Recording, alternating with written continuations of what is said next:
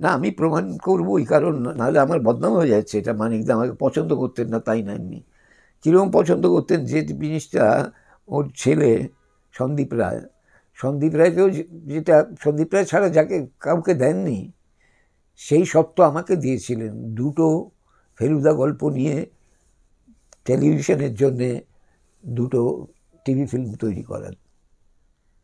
সেই দুটো TV film আমি তৈরি করেছিলাম। একটা হচ্ছে গোলকধাম রহস্য, আর একটা হচ্ছে ঘুরঘুটিয়ার ঘটনা।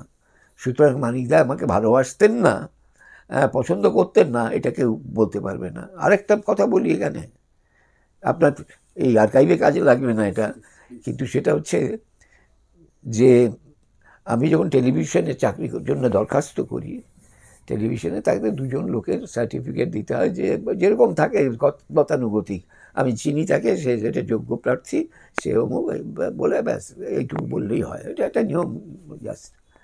আমি দুটো সার্টিফিকেট দিয়েছিলাম, একটা সত্যজিৎ রায় আর একটা মৃণাল সেন।